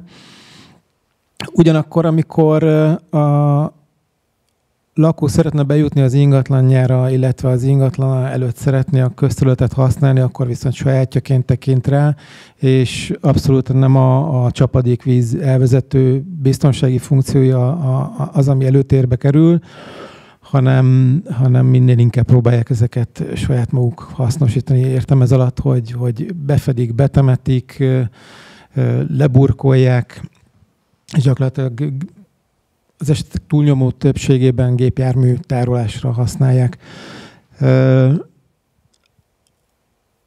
Velencén ugye a csapadékvíz a déli és az északi oldalon egy különböző jellegű a domborzati viszonyok miatt. Ugye a déli oldal egy kicsit síkvidéki jellegű, az északi oldal inkább dombvidéki jellegű csapadékvíz elvezető hálózattal jelentkezik. És itt ugye Szőlősi Gábor említette azt, hogy ugye a szabályozással mennyi mindent lehetne segíteni. Annak idején, amikor ugye még nem szabályoztak az építkezést, akkor az emberek saját magukat szabályozták azzal, hogy olyan helyre, ahol a víz kárt okozhat, általában nem építkeztek. A régi emberek nagyon jól tudták azt, hogy melyek azok a lakó- és mezőgazdasági területek, amiket ők milyen jelleggel tudnak használni. Itt Velencén például a hegyoldalban pincéket olyan helyre tettek, ahol egyáltalán nincsen például talajvíz, és nem fenyegette a pincéket az, hogy elönti a boros hordókat a csapadék. Sajnos ennyire nem tudunk visszamenni a régi időbe, viszont az önkormányzatnak fennáll az a felelőssége, hogy ismeretében az ilyen területeknek nem engedi, hogy azokon a területeken építkezzenek az emberek. Azokat a területeket úgy használják, hogy ez később kárt okozhasson az épített infrastruktúrába. Inkább ezeket a területeket kellene arra használnunk, hogy visszahozzuk magunk közé a természetet. De nem csak a beépítés helyválasztásában, de a beépítési módokban is nagyon sokat lehetne fejlődni még. Ugye itt szó esett arról, hogy az épületeknek kötelező az energiatanúsítvány, viszont vízszigetelési tanúsítványa, vízkezelési tanúsítványa nincs egy új lakóépületnek. Igazából itt a tervező és a kivitelező jó indulatán múlik az, hogy mennyire lesz az épület ellenálló a csapadékoknak, illetve mennyire jól fogja tudni kezelni a csapadékokat. Talán otéknál nem is nagyon előírás az, hogy egy új épület megtartsa a csapadékot a ház környékén. Itt igazából nem is nagyon tudják az emberek, hogy ezt... Pedig milyen jó lenne, hogyha ez előírás lenne. Igen, előfordult itt Velencén az, hogy például egy új beruházó szeretett volna egy területen egy új épületet építeni, és nem tetszett neki a magas tető, És egy esetben javasoltuk neki azt, hogy maradjon akkor lapostetős az épület, hogyha mondjuk a lapostetőn ő mondjuk egy zöld tetőt tud létesíteni, és az már nagyon sokat segít abban, hogy a csapadék az megfelelő időben, megfelelő helyre kerüljön. Gábor, nagyon köszönöm. Köszönöm. Azt hiszem, hogy ránézek egy pillanatra az órámra. Egy közönségkérdést tudunk még talán feltenni 19 óra 5 környékén. Kaphatok-e egy fülest, hogy mi legyen, nem olyan fülest, hogy milyen kérdést tegyünk fel. Érkeztek közbe kérdések? Online nem. Jó, akkor innen a közönségtől kérhetünk-e, vagy volt-e esetleg a beszélgetés során egy kérdésetek, amit szívesen feltennétek, így megengedve a tegeződést? Igen? Debreceni Dániel vagyok, velencei lakos, és tulajdonképpen én azt szeretném, nem is azt, hogy kérdezni, hanem inkább hozzámondani valamit ehhez az egész elhangzottakhoz. Az egész elhangzottakhoz szeretnék hozzámondani. Még egyszer, akkor Debreceni Dániel vagyok, velencei lakos. Én a Velencei tót szeretném egy kicsit most megmozgatni a fantáziát, hogy ott mi történik, még mi van az utóbbi időben. Én 2006-ban jöttem ide Velencére, én szeretek horgálni, szeretek kiállni a vízre. Azt tapasztalom, például az elmúlt napokban is azt tapasztaltam, hogy a víz, most fenn van a víz, 140 cm, nincs abban semmi gond, csak ahol eddig nem volt annyi iszap, ezelőtt 10 évvel, most az iszapot meg 3-szorozódott azon a területen az elmúlt évek alatt. És ez nem csak az iszappal van gond, de azt vettem észre, amikor leszóltam a karót, és a karó ment le, és akkor valahogy bírtam kiúdni a iszapból, ahol régebben nem volt iszap, mert ott horgáztam. Azon kívül a nád nem lett egyáltalán tisztítva, most már évek óta ott belül, és egyszerűen, ha valaki kimenne oda, nem csak, vagy felülről meg tudná nézni, a parton is lehet látni, hogy nád el van dőlve, az erős szélnek egyébnek következtében, majd el fog rohadni szépen, és teszi tönkre a vizet, és probléma lesz mindenféleképpen. És ezzel a vízzel élünk itt a környékünkön, beszéltünk róla régebben, hogy ide be kéne hozni vizet, mert nincs elég víz benne, most jönnek ide vizek, olyan vizek, jönnek a szennyvíz esetleg, tisztított szennyvíz, de ha ebbe a vízbe még azok is bejönnek, akkor probléma lesz, gondolom így. Hogy ebben lehetne valamit, ha nem ivóvízként beszélünk most a Velencei tóról, de mint olyan vízről, amelyik mellett élünk, ahol onnan ugye a pára felviszi a levegőbe, és utána vissza fog jönni az a víz előbb-utóbb, hogy lenni kell neki, hogy onnan is, mert különben akkor, ha nincs tó, nincs víz, pára sincs, akkor itt se lesz, még kevesebb víz lesz, mint ugye most civilként gondolkodok erről, és nem másképp. És azt szeretném javasolni és kérni önöket, benneteket, hogy mindenféleképpen támogassátok, és járuljatok hozzá ti is ahhoz, hogy ezt a nagy politika is, a nagy emberek is, a nagy gyárak, a nagy üzemek országosan is és világszinten is megértsék, hogy miről van szó, amit most itt elhangzott, kicsibe. Hogy ez legyen teljesen propagálva, mert fontos az, hogy az emberek ezt, és itt elhangzott, hogy a civil lakosságot is kell, igenis értsék meg, legyen beszéd, legyen téma, legyen hétköznapi beszéd, ne csak így egyszer egy évbe vagy 5 évbe, vagy akármi beszéljünk róla, hanem minden nap beszéljünk róla, és a civilek, én, mint civil mondom, hogy vevők vagyunk ezekre a dolgokra, nagyon sokan, ez mi sem bizonyítja jobban, hogy az árok takarítás egyébben jöttek az emberek a halszedésre, én is ott voltam személyesen többször a haltetemszedésnél, és én tudom, hogy mivel jár ez, még ott voltam ki, hogy milyen érzéssel is, mikor az ember ott van benne, mert mikor előtte kimentem és megláttam a tetemet, meg utána, hogy mi van, meg most is néha előfordulnak ilyen dolgok, meg most mikor kimég is látom, hogy néz ki az a víz, ez a nagy víz, ami megy összefele, a nádtól, meg a szeméttől, szóval valamit tenni kell, és ez a jövőnk. A mi jövőnk az emberek, nem csak az enyém, mert nekem még van 20 évem hátra, rendben van, de valakinek több van. Tehát én azt mondom, hogy mindenféleképpen a jövőbe vetett hitünk csak úgy tud egyáltalán realizálódni, ha teszünk érte. A civilek és mindenki, most ezt csak azért mondtam, nem véletlen mondom, hogy civilek és mindenki, mert a mindenki hiányzik innen, a civilek azok megvannak, még ha néha egy kicsit el is csúsznak az emberek, mert mást akarnak. De tényleg nagyon jónak tartom azt, hogy a civilek járuljanak hozzá mindenféleképpen a saját területükön, annak a rendbetételével. Most azért szóval, hogy hogyan meg hogyan nem. Köszönöm szépen, és nem akarom tovább húzni az időt. Köszönöm szépen, hogy hozzászóltam, és szeretném, ez későbbiek folyamán mindenkinek szívügye lenne. Köszönöm szépen. Köszönjük szépen a kérdést. Ki szeretné megválaszolni? Illetve adhatom meg Gábornak ezt a lehetőséget, hogy válaszoljon. Köszönjük a hozzászólást, és nagyon örülünk, hogy odafigyel így a Velencei tónak az állapotára.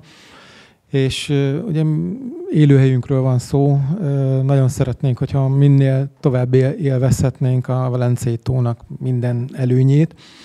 Ugyanakkor azért szeretném felhívni a figyelmet arra is, hogy beszéltünk itt korábban a klímaváltozásról. Azt is tudjuk, hogy a Velencei tó nagyon érzékenyen reagál a klímaváltozás hatásaira, mind a hőmérsékletre, mind ugye a csapadék mennyiségére. És sajnos azt kell mondanom, hogy a Velencei tó vízgyűjtője egy csapadékhiányos terület. Fel kell tennünk magunkban a kérdést, hogy mit szeretnénk nem jövőre, nem 5 év múlva, hanem 2050-ben, 2080-ban, és hogy hogyan szeretnénk látni ezt a tavat, illetve azt, hogy milyen erőforrásaink állnak rendelkezésre, mind most, mind később, hogy ezt a tavat, ezt az életteret tudjuk használni. Én egyáltalán nem vagyok arról meggyőzve jelenleg, hogy az egyetlen és a legjobb megoldás a vízpótlás lenne a Velencei tó területére. Főleg nem úgy, hogyha mondjuk ezt a vízgyűjtő területen kívülről hozzuk.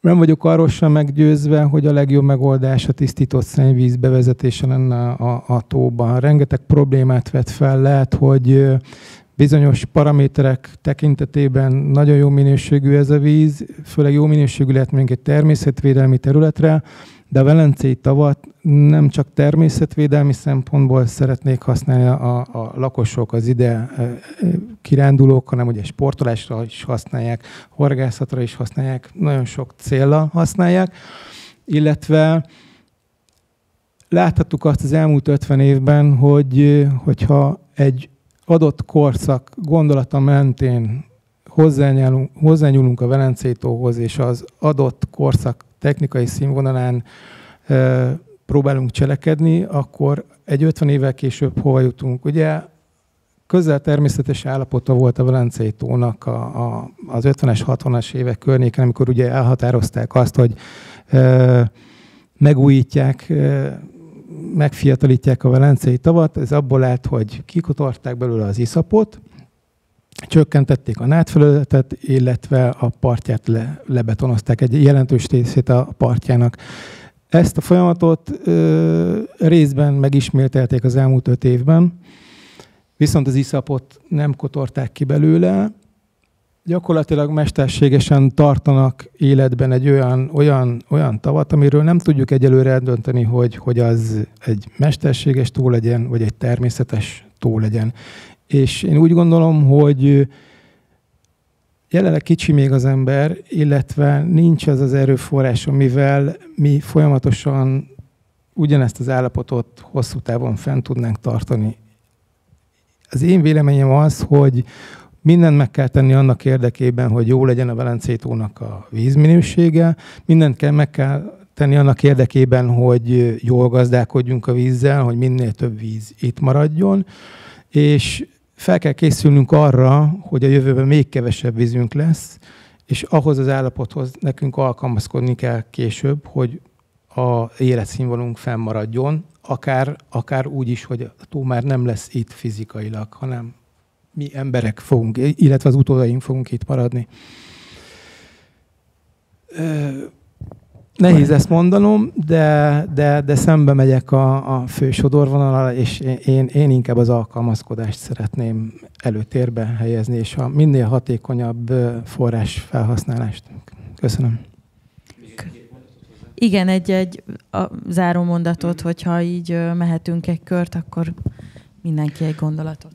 Jó, az a tapasztalat, hogy túlszabályoztuk az életkörnyezetünket, nagyon sok mesterséges technológiát, rendszert építettünk ki magunk köré. A város is nagyon mesterséges, a természeti környezetünket is nagyon mesterségesítettük, például betonfalat építünk. A változó klímában ezek nem elég rugalmasak. A természetben végtelen számú változó van, emiatt végtelen számú módon képes alkalmazkodni a végtelen számú változó körülményekhez. Minél több mesterséges rendszert rakunk bele, ez a változó képesség, ez az alkalmazkodó képesség annál inkább gyengül. Ma azt bátran állíthatom, hogy minden mesterséges megoldása van egy úgynevezett természetalapú megoldás, és a természetalapú megoldások pont abban, ugye a mintázata nyilván adaptálva speciális körülményekre, mondjuk a városi körülményekre, vagy félextenzív, félintenzív természeti környezetre képesek rugalmasan reagálni úgy, hogy közben ezt a tevékenységet ingyen teszik. Mert hogy ökoszisztéma szolgáltatásokkal dolgoznak, és az ökoszisztéma szolgáltatások ingyen vannak. Rugalmas, alkalmazkodóképes, és egyszer meg kell építeni, persze, tehát akkor el kell bele pénzt tenni, de utána annak a fenntartás és az üzemeltetése az egészen más pénzügyi dimenzió, mint mondjuk most, ahogy várost üzemeltetünk. Úgyhogy én arra bátorítok mindenkit, hogy a saját környezetében keressen rá az interneten arra, hogy természetalapú megoldások, nagyon jó anyagok vannak, képekkel, leírásokkal, megoldásokkal, és gondolkodjunk elsősorban ebben, és hogyha azzal nem sikerül mégsem a problémát megoldani, akkor kereshetünk valamilyen más mesterséges műszaki jellegű megoldást. Köszönöm szépen. Köszönöm szépen, Gábor. Szőlősi Gábor. És Csete Gábor? Én alapvetően azon gondolkoztam itt az előzetet, tehát hogy tényleg a természet irányába menjünk, vagy tényleg próbáljunk mesterségesen beavatkozni. Sajnos most a két állapot között vagyunk. Ahogy az elején említettem, jelenleg azt próbáljuk mindenhol rekonstruálni, ami maga a természet. Mert ezt a természetet tettünk tönkre, és folyamatosan romboljuk. Tehát, hogyha most tényleg nem nagy szavakat használva, de a legegyszerűbben még gondoljuk, hogy hol tartunk és honnan jöttünk, akkor tényleg végignézhetünk magunkon, hogy mit tettünk, és mindig nem elég. És hogyha ezekben a folyamatokban nem leszünk partnerek, és továbbra se állunk a természet mellé, akkor igenis nagy bajban leszünk, és akkor tényleg el kell gondolkodnunk, hogy egy természetes vagy egy mesterséges környezetben szeretnénk élni. Én azt gondolom, hogy jelenleg nincs más esélyünk, csak ennek egy kicsit a hibridizációja, tehát a megfelelő természetalapú megoldások mellé hozzá kell rakni a megfelelő technológiákat, és akkor tényleg a mai felgyorsult világban kialakíthatunk egy olyan élhető környezetet, meg a magunk körül élő világnak, ökoszisztémának egy olyan élhető közeget, ahol ez a két halmaz együtt tud élni. Mert jelenleg együtt kell élnünk, részei vagyunk mi is ennek a természetnek, csak rettentően eltávolodtunk tőle. Úgyhogy tényleg, ahogy említette az úr is, nekünk a legfontosabb feladatunk, hogy ezeket a szempontokat és ezt a tudást, ami bennünk felhalmozódik, vagy éppen megszerzünk, azt megfelelő módon továbbadjuk, azt megfelelő módon hasznosítsuk, és tényleg konstruktív megoldásokkal menjünk előre, mert tényleg mi is azokból fogunk tanulni. Tehát itt azért sok minden elhangzott, és hogyha tényleg mindenki csak egy rögeszme követne, hogy milyen irányba megyünk tovább, akkor tényleg nagy probléma leszünk. Meg kell hallgatni a másikat, meg kell hallgatni a másiknak az érveit, utána kell nézni azoknak az érveknek, amit valaki akár 50-100 évvel ezelőtt leírt, mert azok lehet, hogy tényleg úgy vannak, és mi most, ahogy már említettem, nem biztos, hogy spanyol viaszt kell nekünk feltalálni, hanem csak egy kicsit magunk mögé nézni. Köszönöm. Köszönöm én is. Csaba, záró gondolat. Én örülök, hogy itt lehettem, nagyon, nagyon sok gondolatot elindított bennem. Biztos, hogy egy kicsit egy szemléletváltozást is hoz. Az biztos, hogy össze kell fogni a szakmának. Tehát mindenki, aki bármilyen köze van a vízhez, legyen az üzemeltető, legyen az környezetmérnök, legyen az önkormányzat, mindenféleképpen szükség van arra, hogy épp a saját környezetünk megóvása, élhetőségének biztosítása szempontjából hosszabb távon ez óvatatlanul szükséges, és igenis sok ilyen beszélgetésre, információ átadásra van szükség ahhoz, hogy elinduljon egy olyan változás a későbbiek folyamán, és ebbe bevonva a civil szervezeteket, lakosságokat, és karöltve lehessen abba az irányba menni, hogy a előttünk álló problémákat megoldjuk. Én csak ennyit szerettem volna. Köszönöm szépen. Hát nagyon remélem, hogy a mai beszélgetésből a gondolatok és a tettvágy is megfogan a jövőben. Nagyon köszönöm mindannyiótoknak, hogy itt voltatok, illetve a közönségnek is a livestreamen követőknek is, meg köszönöm, hogy itt voltak. Annyit hozzátennék, hogy a Mindenki Velencéje azt gondolom, hogy ezzel most egy sikeres startot vett. És ha lehetőségünk adódik következő alkalommal szakértői beszélgetőköröket, kerekasztalokat létrehozni, akkor mindig egy lépéssel előrébb vagyunk, és tovább tudunk lépni a megoldás felé. Úgyhogy köszönöm még egyszer, hogy itt voltatok. Köszönöm.